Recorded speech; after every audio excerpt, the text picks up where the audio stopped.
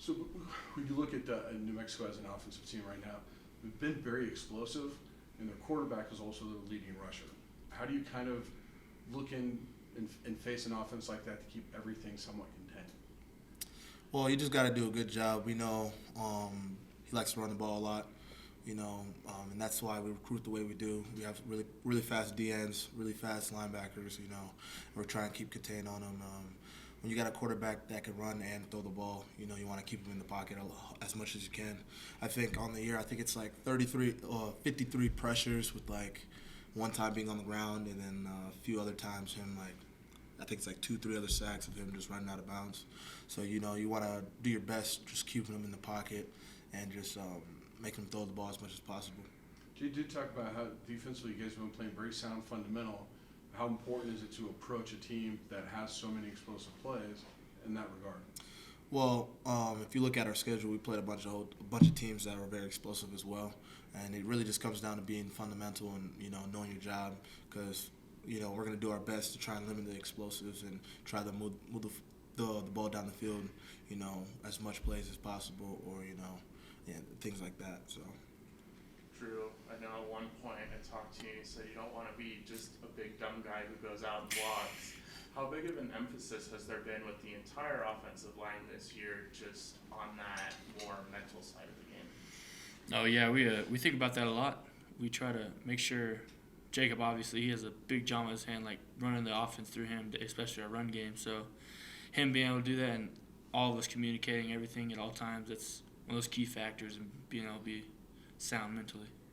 What is the staff kind of emphasizing defensively? I know Jay mentioned they like to bring a lot of pressure from the secondary. Oh, yeah, definitely. A lot of pressure, and then they also do a whole bunch of fronts as well. So, like I said, the mental, we got to be ready for all those fronts and be able to communicate.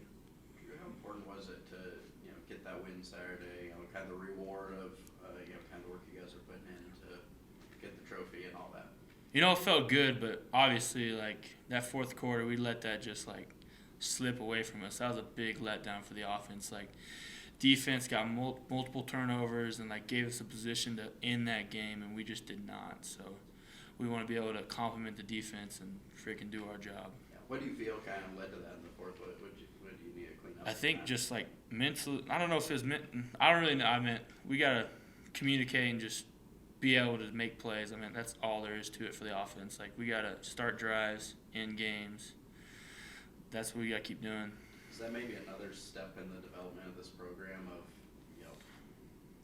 know how to win games, finish games like that? Oh yeah, definitely, 100%. That was just we let that slip away. That's all I can say about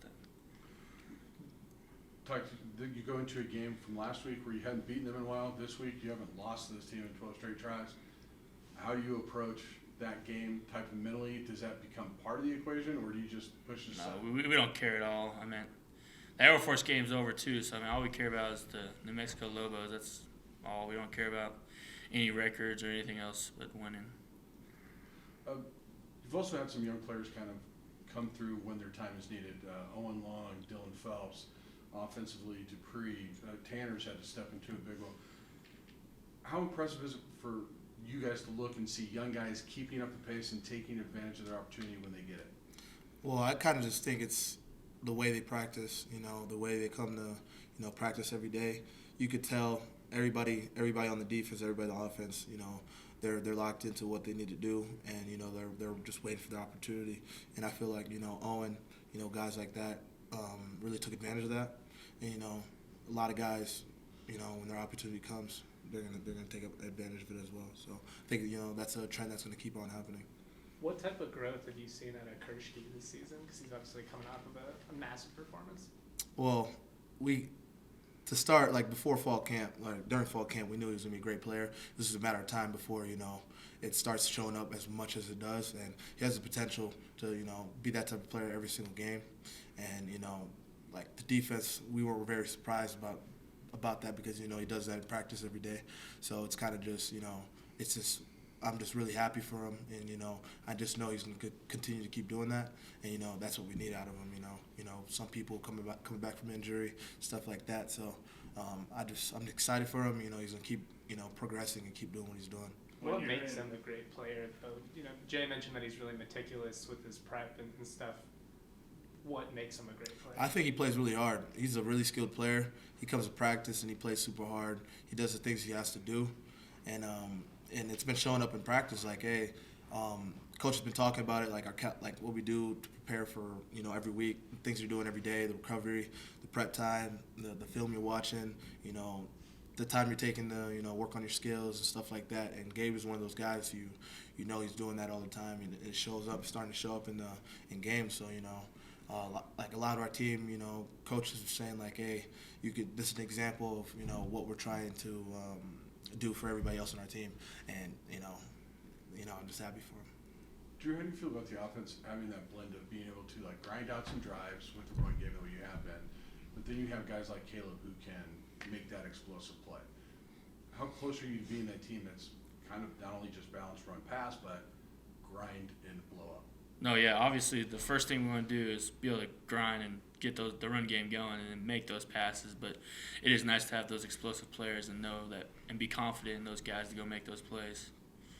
You kind of, over these next couple months, it obviously starts to get a lot colder and that run game becomes more important.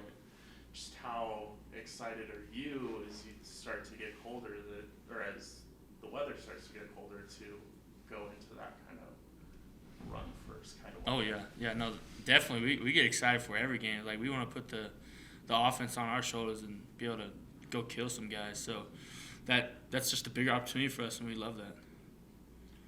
We've seen New Mexico kind of get on a roll. They've scored 50-plus points the last 3 weeks. What jumps out to you about them when you watch them on tape? Well, we know they're explosive. They're really explosive on offense. Their quarterback, obviously, I think their running back group is going to be the best we played all year. The combination of all three of them, and they have a real nice group of receivers. Number 15 is really good. He's a really good receiver.